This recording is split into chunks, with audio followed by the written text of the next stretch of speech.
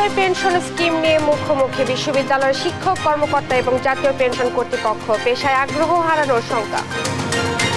মালয়েশিয়ায় কর্মী পাঠানোর নামে 12,000 কোটি টাকা লোপাট, 25 প্রতিষ্ঠানের বিরুদ্ধে তদন্তে দুদক, নজিরবিহীন বলছে টিআইবি। দুর্নীতিতে নজির সৃষ্টি বেনজিরের, বেসরকারি চাকরিজীবী হিসেবেও বানান পাসপোর্ট, মামলা হলে লড়তে প্রস্তুত আইনজীবী। প্রলয়ঙ্কারী ঘূর্ণিঝড় রিমালে বাগেরহাটে নষ্ট হয়েছে সুপেয় পানির উৎস, বরিশালের সবজির ক্ষেত নষ্ট হয়ে কৃষকের মাথায় হাত। এবং টি-20 বিশ্বকাপে উগান্ডার বিপক্ষে টস হেরে ব্যাটিং আফগানিস্তান, রাতে নামবে বর্তমান চ্যাম্পিয়ন ইংল্যান্ড।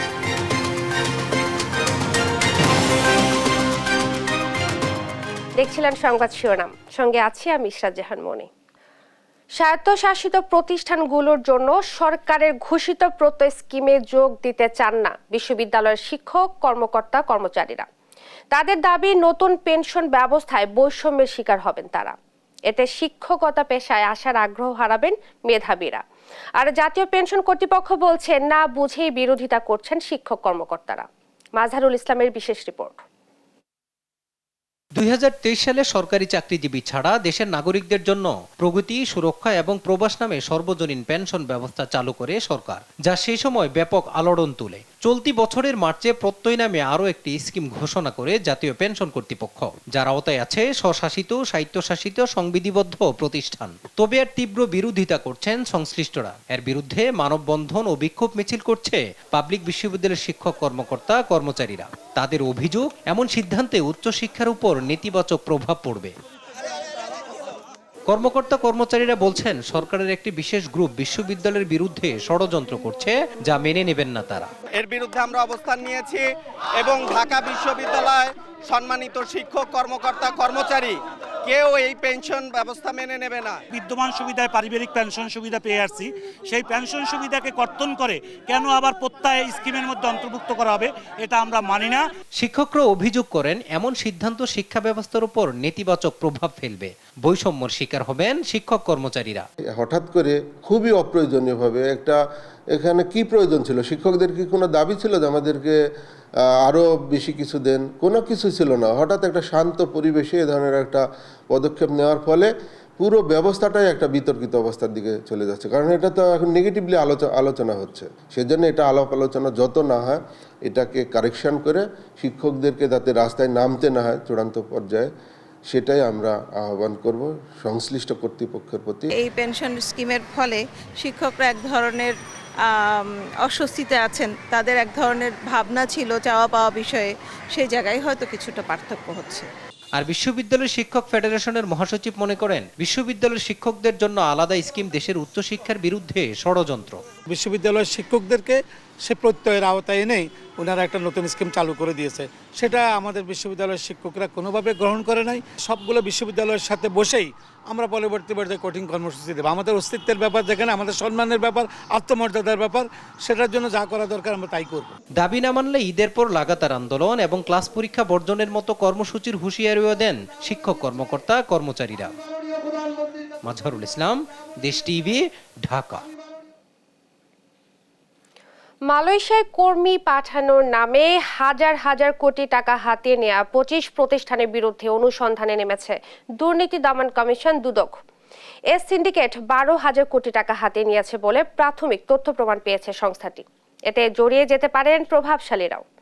অভিযুক্তদের বিরুদ্ধে ব্যবস্থা নিলে আপত্তি নেই রিক্রুটিং এজেন্সি মালিকদের সংগঠন বায়রার।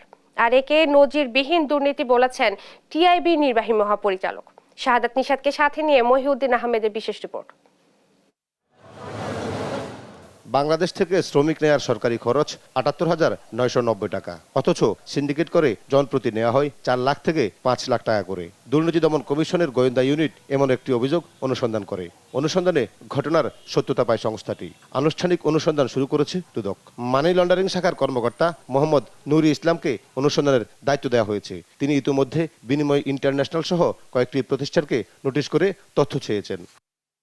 দুদকের গোয়েন্দা প্রতিবেদন অনুযায়ী মালয়েশিয়ায় শ্রমিক পাঠানো নিয়ন্ত্রণ করে 25টি রিক্রুটিং এজেন্সি। এসব এজেন্সি সিন্ডিকেটের মাধ্যমে নিয়ন্ত্রণ করে বিনিময় ইন্টারন্যাশনালের মালিক MS ওভান। তিনি কুমিল্লা 14 গ্রাম উপজেলা চেয়ারম্যান। এই সিন্ডিকেটের মূল হোতা ক্যাথারসিস ইন্টারন্যাশনালের মালিক রুহুল আমিন স্বপন। তাদের যোগসাজশে রিক্রুটিং এজেন্সি 12,000 কোটি টাকা হাতিয়ে নেয় বলে উঠে এসেছে দুদকের গোয়েন্দা প্রতিবেদনে। শুধু ভিসা দিয়ে বাড়তি টাকা নেয় সেটি নয়, এজেন্সির মালিকরা নিজেরা মেডিকেল সেন্টার খুলে স্বাস্থ্য পরীক্ষার নামেও শ্রমিকদের কাছ থেকে নেয় মোটা অঙ্কের টাকা। নানা অজুহাতে বারবার করানো হয় মেডিকেল টেস্ট। যতবার চেক আপ করা হয় ততবার টাকা দিতে হয় মালয়েশিয়াগামী শ্রমিকদের। বিনিময় ইন্টারন্যাশনাল তাদের নিজস্ব মেডিকেল সেন্টার গফিলি মেডিকেল সেন্টারের মাধ্যমে 250 থেকে 300 ব্যক্তির মেডিকেল চেক আপ করে। এজন্য প্রতিজনের কাছ থেকে নেওয়া হয় 12,000 টাকা করে। ক্যাথারসিস ইন্টারন্যাশনাল মেডিকেল সেন্টারের নাম হচ্ছে মিম মেডিকেল সেন্টার। এই প্রতিষ্ঠানও জনপ্রতি 10 থেকে 12,000 টাকা নেয় স্বাস্থ্য পরীক্ষায়। এখন 6 লাখ 6 লাখ 5.5 লাখ মেডিকেলে না মেডিকেলে মনে করেন কন্টাকে করলে মনে করেন 30,000 টাকা সম্পূর্ণ লয়ে যায়। যারা সিন্ডিকেট করে শ্রমিকদের বিদেশ পাঠানোর সময় অতিরিক্ত টাকা নেয় তাদের প্রতারক আখ্যায়িত করেন বাইরা মহাসচিব। তিনি বলেন, প্রতারকদের বিরুদ্ধে ব্যবস্থা নিলে তাদের পক্ষ থেকে সহযোগিতা করা হবে। এই ব্যাপারে মন্ত্রণালয় অভিযোগ দিলে মন্ত্রণালয় তার ব্যাপারে ব্যবস্থা নেবে। তো এটার জন্য তো অলরেডি ব্যবস্থা নেওয়া আছে। তো এই ধরনের প্রতারণা যারা করে থাকে তারা তো প্রতারণা যে করে সে তো প্রতারক, তার বিরুদ্ধে তো কঠিন ব্যবস্থা আছে, লাইসেন্স ক্যান্সেল অন্যান্য ব্যবস্থা নিশ্চিত করে থাকে। আমার যে বিষয়ে যে ব্যাপারে যদি কেউ রিপোর্ট করে তাহলে সেই প্রয়োজনীয় পদক্ষেপ নেওয়া হবে।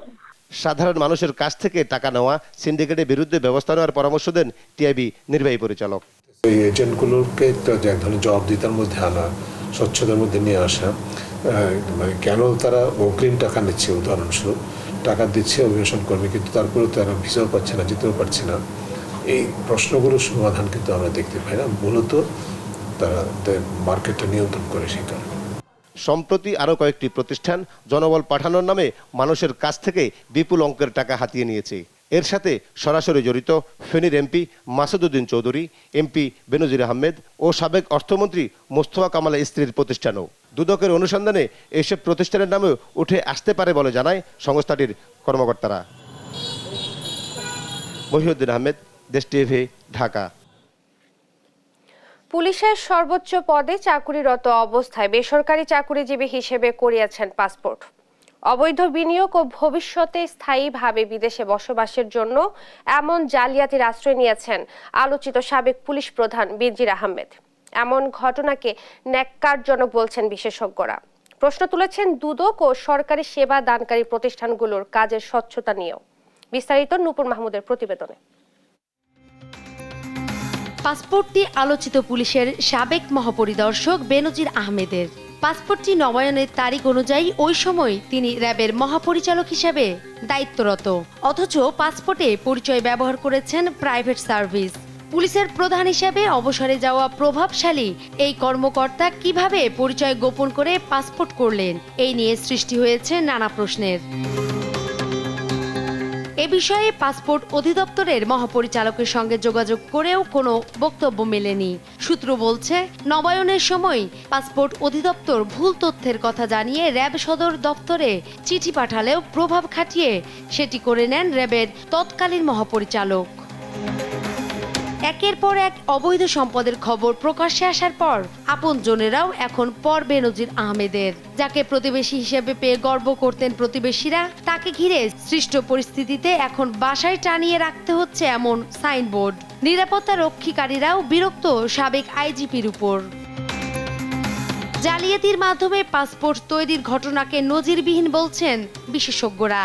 দুর্নীতিবাজ কর্মকর্তাদের জন্য বেনজির আহমেদের পরিণতি বড় বার্তা বলেও মনে করছেন তারা। শুধুমাত্র এখানে যিনি জালিয়াতির মাধ্যমে, প্রতারণার মাধ্যমে পাসপোর্ট ইস্যু করিয়েছেন, তিনি ক্ষমতার ব্যবহার করেছেন ব্যক্তি হিসেবে তিনি, এবং তার দুটি প্রতিষ্ঠানের শীর্ষ কর্মকর্তা হিসেবে র্যাব এবং পুলিশ কর্মকর্তা, তার যে ক্ষমতা, প্রাতিষ্ঠানিক ক্ষমতা, যেটার মধ্যে আবার রাজনৈতিক যোগসাজশ ছিল, সেটা তথ্যকে অস্বীকার করতে পারবে না, সমর্থন ছিল, সেই দুইটার সংমিশ্রণে যে ক্ষমতা, সেটাকে অপব্যবহার করে তিনি বিভিন্ন অপরাধ করেছেন, সেটার চিত্র ব্যাপক আলোচিত।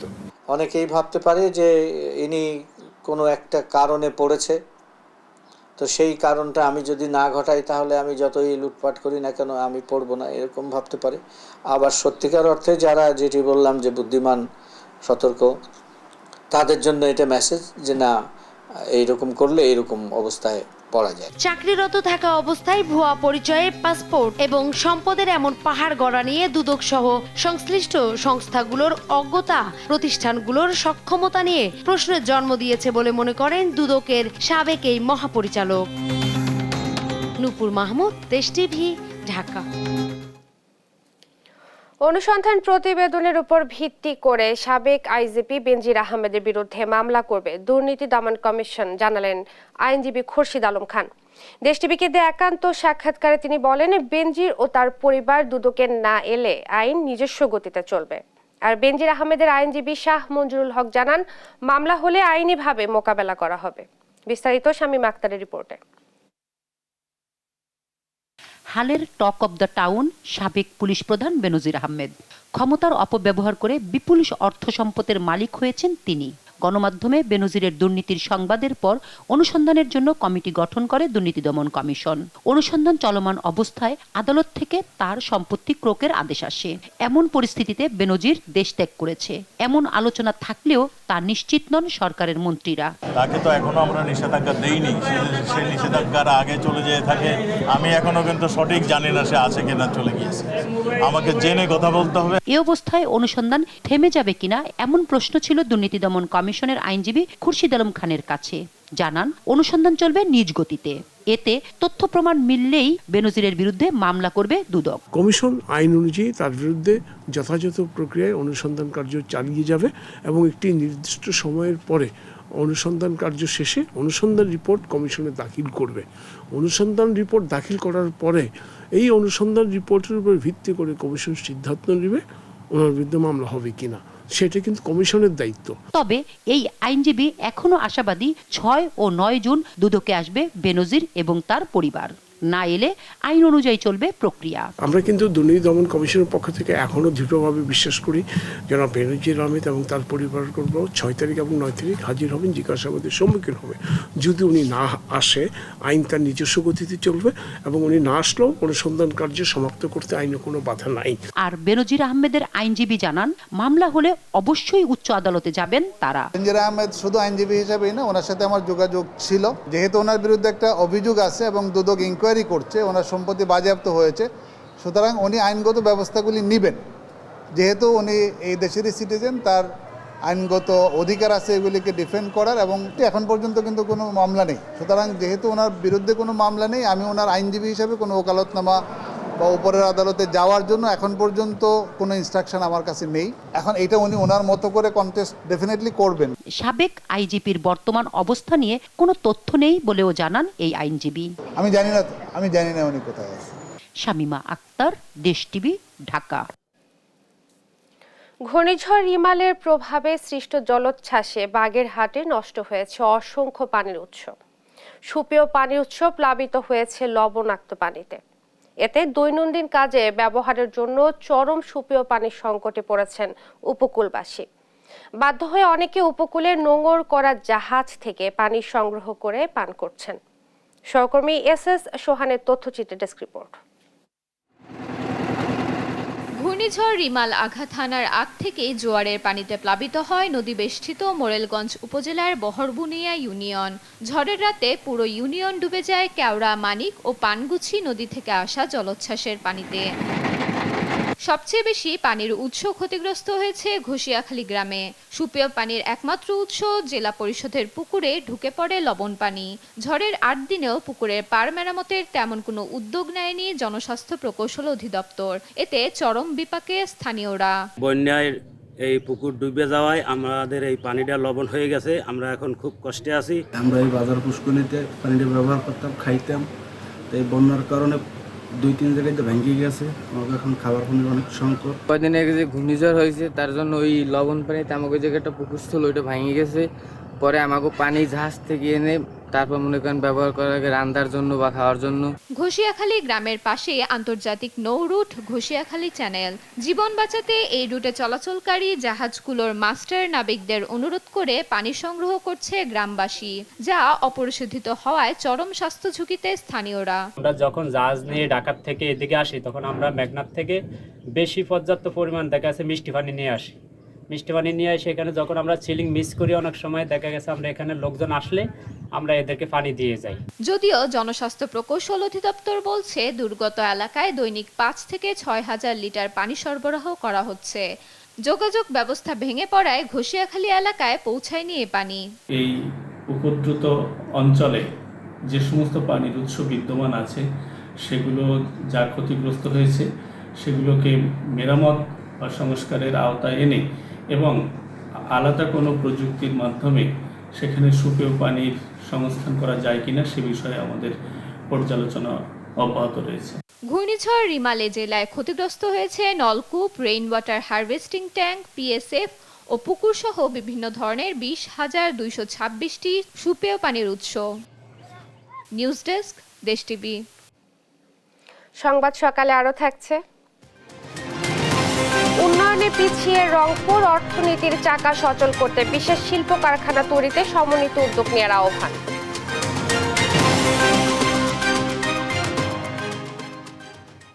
ঘূর্ণিঝড় রিমাল চলে গেলেও রেখে গেছে ক্ষত।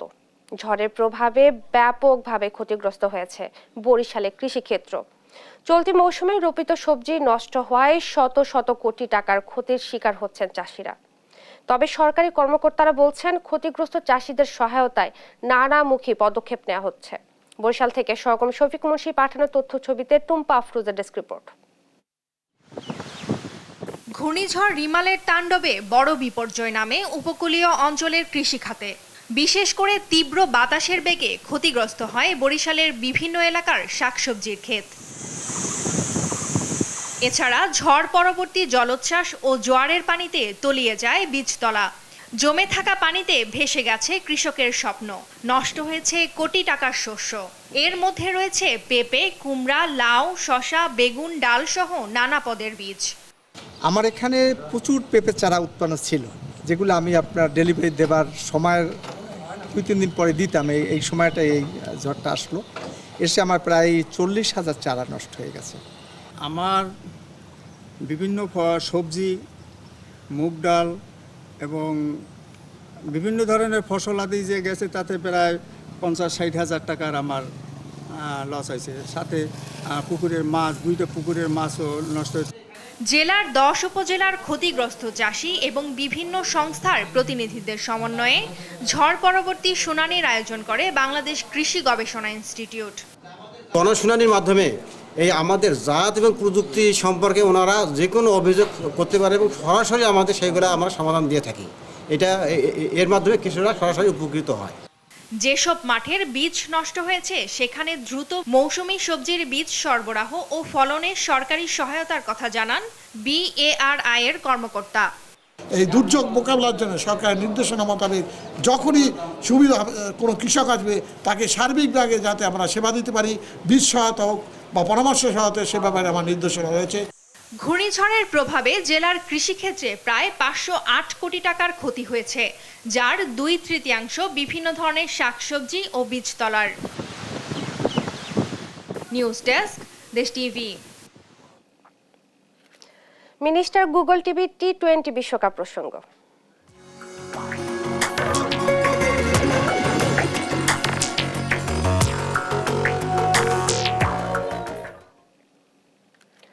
গায়ানায় T20 বিশ্বকাপে উগান্ডার বিপক্ষে টস হেরে ব্যাট করছে আফগানিস্তান।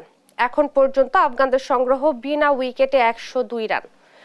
প্রভিডেন্স স্টেডিয়ামে টস হেরে ব্যাট করতে নেমে আফগানিস্তানকে ঝড়ো শুরু এনে দেয় 2 ওপেনার রহমানুল্লাহ গুরবাজ ও ইব্রাহিম জাদরান। পাওয়ার প্লেতে 66 রান আসে তাদের ব্যাট থেকে। 28 বলে 50 তুলে নেন গুরবাজ। ক্যারিয়ার এটি তার 8ম 50।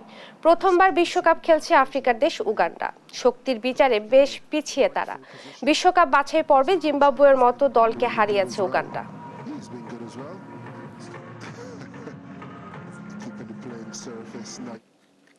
নিজেদের প্রথম ম্যাচেই সাউথ আফ্রিকার বিপক্ষে লজ্জাজনক হার শ্রীলঙ্কার। বোলিংয়ে দাপট দেখানোর পর 22 বল হাতে রেখে জয় নিশ্চিত করেছে প্রোটিয়ারা। মাত্র 7 রান খরচায় 4 উইকেট নিয়ে ম্যাচ সেরা হয়েছেন আন্দ্রেক নকিয়া। আরো জানাচ্ছেন শাহাদাত কিফাত। টি-20 বিশ্বকাপে নিজেদের প্রথম ম্যাচেই লজ্জার রেকর্ড গড়ল লঙ্কানরা। নাসা হয়ে দক্ষিণ আফ্রিকার বিপক্ষে টস জিতে ব্যাট করতে নেমে মাত্র ৭৭ রানেই গুটিয়ে যায় শ্রীলঙ্কা, যা এই সংস্করণে তাদের ইতিহাসে সর্বনিম্ন সংগ্রহ। বোলিংয়ে দাপট দেখিয়ে লঙ্কানদের ছোট সংগ্রহে আটকানোর পর ব্যাটিংয়ের শুরুটা ভালো করতে পারেনি দক্ষিণ আফ্রিকা। দ্বিতীয় ওভারে নোয়ান থুসারার বলে মাত্র ৪ রানে আউট হন রিজা হেন্ড্রিক্স। পঞ্চম ওভারে এইডেন মার্করাম ১২ রানে বিদায় নেওয়ার পর ১৩ রানে সাজঘরে ফেরেন ট্রিস্টার স্টাপস। এর মধ্যে রয়েস হয়ে দলকে জয়ের দিকে নিয়ে যান ওপেনার কুইন্টন ডিকক।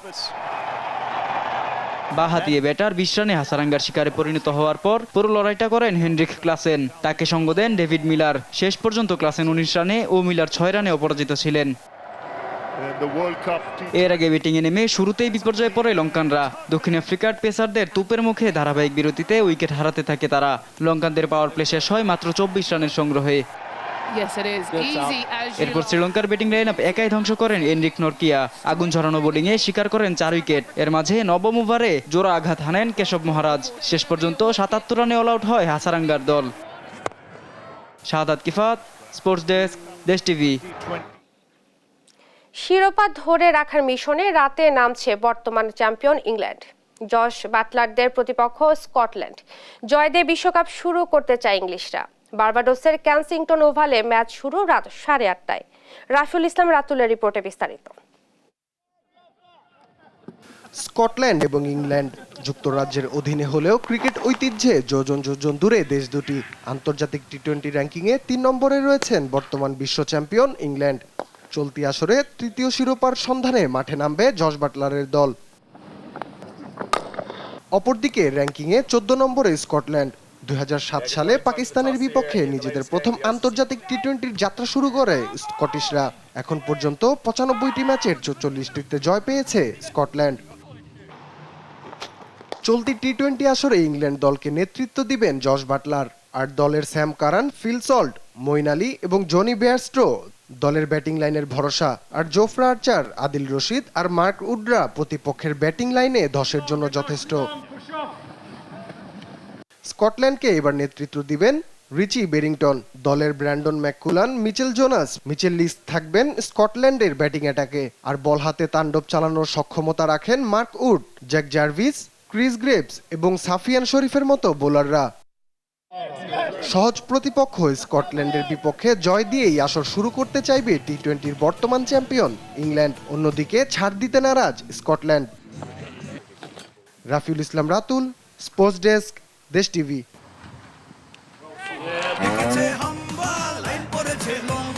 কি হয়েছে? মিনিস্টার ফ্রিজ কিনে হাম্বা জিতেছে। মিনিস্টার ফ্রিজ কিনুন, হাম্বা জিতুন। আরো আছে আকর্ষণীয় উপহার। দেখছেন সংবাদ সকাল। বাজেটের খবর।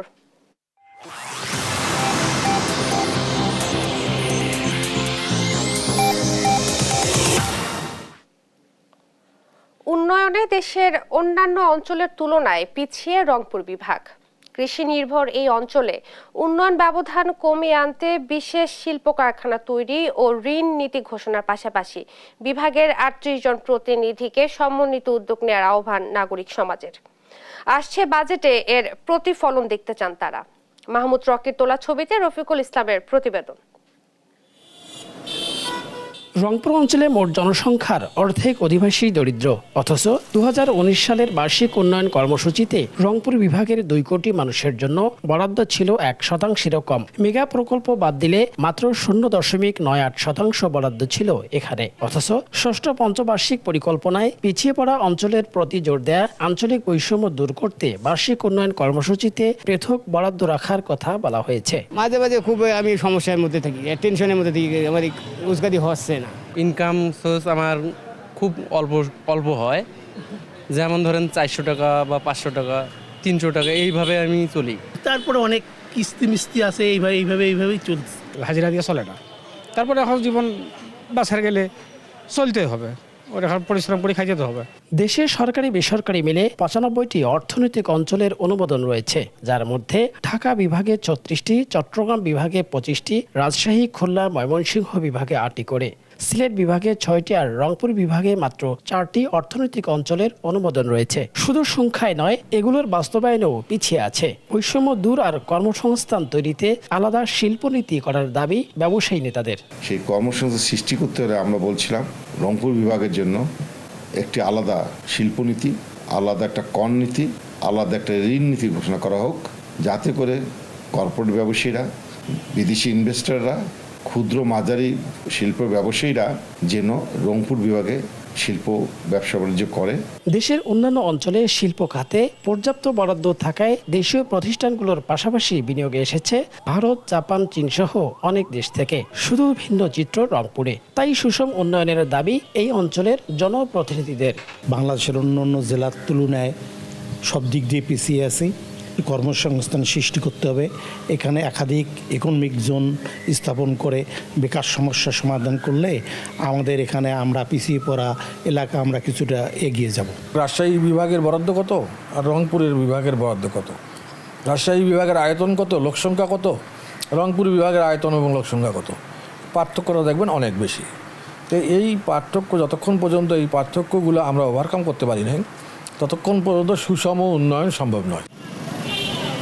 এই অঞ্চলের উন্নয়ন বৈষম্যের সমতা ফেরাতে সংসদ সদস্যদের সরকারের উচ্চ পর্যায়ে জোরালো ভূমিকা রাখার আহ্বান নাগরিক সমাজের। রফিকুল ইসলাম, দেশ টিভি, রংপুর। সংবাদ সকালে আরও থাকছে। ভোটের পরও বিজেপি তৃণমূল সংঘর্ষ অশান্ত পশ্চিমবঙ্গ, বাড়ছে প্রাণহানি। ফল ঘোষণার আগেই বিজয় উদযাপনের প্রস্তুতি বিজেপি।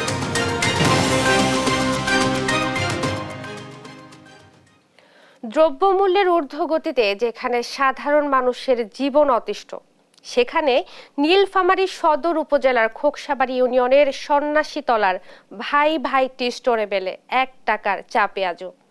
সুস্বাদু চা পেঁয়াজু খেতে দূর দূরান্ত থেকে শত শত মানুষ ভিড় করেন দোকানটিতে। দাম কম হলেও গুণগত মান ঠিক রাখেন বলে জানায় দোকানটির স্বত্বাধিকারী। নীলফামারী প্রতিনিধি রাশিদুল ইসলামের পাঠানো প্রতিবেদন, জানাচ্ছেন নাইমুল হাসিব। 1 টাকায় চা আর 1 টাকায় পেঁয়াজু, খানিকটা অবাক লাগার মতোই। তবে ভাই ভাই টি স্টোর গেলেই মিলবে 1 টাকার চা পেঁয়াজু। ব্যতিক্রমী এই দোকানটির দেখা মিলেছে নীলফামারীর সদর উপজেলার খোকসাবাড়ি ইউনিয়নের সন্ন্যাসীতলা বাজারে। স্টোরটিতে গেলে দেখা যায় স্বত্বাধিকারী আপন আহমেদ বসে পেঁয়াজু তৈরি করছেন। সেখানে থাকা কাঠের তৈরি কয়েকটি বেঞ্চে বসে অনেকেই সুস্বাদু পেঁয়াজু খাচ্ছেন। বর্তমান বাজারে প্রতি পিস পেঁয়াজু ও 1 কাপ চা 5 টাকার কমে কোথাও বিক্রি হয় না, কিন্তু আপন আহমেদ তার ব্যতিক্রম। শুধু তার গ্রামের মানুষই নয়, বিকেল হলেই কম দামে সুস্বাদু চা পেঁয়াজু খেতে দূর দূরান্ত থেকে শত শত মানুষ ভিড় করেন তার দোকানে। দাম কম হলেও তার দোকানের চা ও পেঁয়াজু খুবই সুস্বাদু বলে জানান ক্রেতারা। আমি প্রতিদিন এখানে আসি শুধু চা আর একটা পেঁয়াজুর জন্য। 1 টাকা মূল্য। অনেক বাজারে 5 টাকা পেঁয়াজু খেতে হয়, 5 টাকা চা খেতে হয়, কিন্তু এখানে 1 টাকা চা খাই, 1 টাকা পেঁয়াজু পাই, আমরা অনেক খুশি। দোকানটিতে প্রতিদিন 20 কেজি ডালের পেঁয়াজু বিক্রি হয়। ব্যবসার পুঁজি কম হওয়ায় 1 লাখ টাকার ঋণ নিয়েছেন মালিক আপন।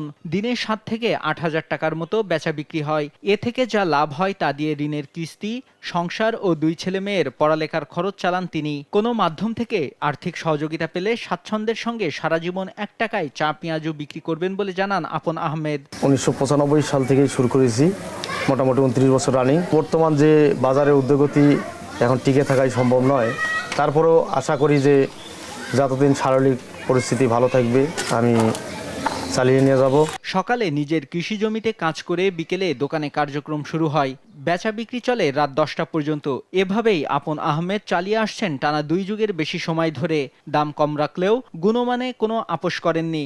2023 সালে জেলার শ্রেষ্ঠ খাদ্য ব্যবসায়ী হিসেবে council of consumer rights Bangladesh CRB consumer award পান তিনি।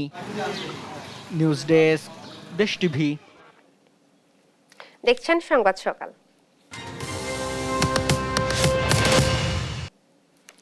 শুরু হলো 3 দিনের ওয়ার্ল্ড সিটি সামিট। সোমবার সকালে সিঙ্গাপুরের সানটে কনভেনশন অ্যান্ড এক্সিবিশন সেন্টারে এ সামিট উদ্বোধন করা হয়। সম্মেলনে অংশগ্রহণমূলক উন্নয়নের মাধ্যমে নগর সরকারের কাজ এগিয়ে নেওয়া যায় সে বিষয়ে আলোচনা হয়। সম্মেলনে বাংলাদেশ সহ 94 দেশের মেয়ররা অংশ নিচ্ছেন। সালাউদ্দিন রাসেলের ক্যামেরায় সিঙ্গাপুর থেকে আরও জানাচ্ছেন তৌফিক মাহমুদ মুন্না। সারা বিশ্বের মেয়রদের নিয়ে সিঙ্গাপুরে বসেছে 3 দিনের ওয়ার্ল্ড সিটি সামিট। সোমবার সকালে উদ্বোধন অনুষ্ঠানে সভাপতিত্ব করেন সিঙ্গাপুরের জাতীয় উন্নয়ন মন্ত্রণ লি। সামিটে অংশ নিচ্ছেন বিশ্বের 94 দেশ থেকে আসা মেয়ররা। বাংলাদেশ থেকে সম্মেলনে অংশ নিচ্ছেন ঢাকা দক্ষিণ city mayor Sheikh Fazlul Tapas, Gazipur city mayor Zayeda Khatun, Gazipur city corporation উপদেষ্টা জাহাঙ্গীর আলম এবং চট্টগ্রাম সিটি মেয়র রেজাউল করিম।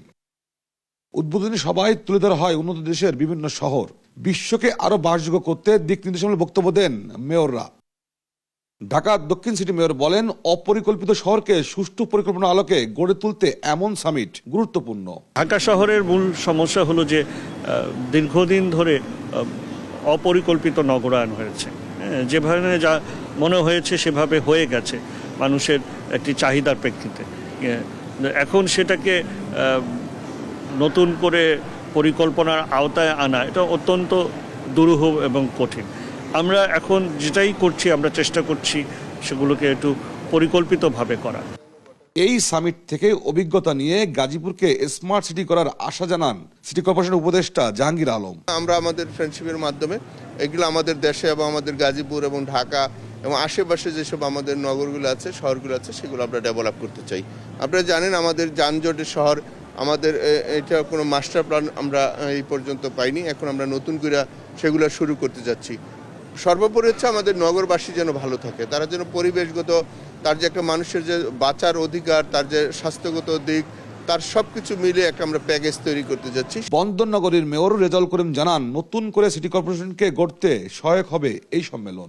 একজনের সাথে একজনের যেই নলেজ শেয়ারিং হচ্ছে, এটা থেকে কিন্তু অনেক কিছু জানার আছে। তারা কিভাবে তাদের সিটিকে ডেভেলপ করেছে, উন্নত সিটিগুলো যে আজকে এই পর্যায়ে এসছে, এটার পিছনে কী কী কারণ রয়েছে এবং কী কী এইভাবে সমাধান করেছে, এগুলো কিন্তু উঠে এসছে। তো এগুলো শুনে আমাদের মতো উন্নয়নশীল দেশের লোক হিসাবে, আমাদের চট্টগ্রাম সিটি তো আপনি জানেন একটা বন্দর নগরী, গেটওয়ে অফ বাংলাদেশ, এবং এটাকে কমার্শিয়াল সিটি বলা হয়। তাই মনে করি এখান থেকে এসে এই নলেজ শেয়ারিং হয়, নলেজ গ্যাদারিং হয়, এবং এই মধ্যে নিজের সিটিকেও কীভাবে সাজাবো, এইটা ভিতরে ভিতরে একটা পরিকল্পনা, একটা ছবি আমি আঁকতে পারি। উদ্বোধন অনুষ্ঠানে 2025 সালে ভিয়েনাতে পরবর্তী মেয়র সম্মেলন করার সিদ্ধান্ত হয়। 92 দেশের মেয়রদের নিয়ে শুরু হলো ওয়ার্ল্ড সিটি সামিট। সিঙ্গাপুরে এই সামিটে যোগ দিয়েছেন বাংলাদেশ থেকে ঢাকা দক্ষিণ সিটি কর্পোরেশন, চট্টগ্রাম এবং গাজীপুরের মেয়র। এই সম্মেলনে যোগ দিয়ে ঢাকার 3 মেয়র বললেন, তারা তাদের শহর সাজাতে চান উন্নত দেশের আদলে, আর এর জন্য প্রয়োজন সঠিক পরিকল্পনা এবং জনগণের সচেতনতা। তৌফিক মাহমুদ মুন্না, দেশ টিভি, সিঙ্গাপুর। দেখছেন সংবাদ সকাল।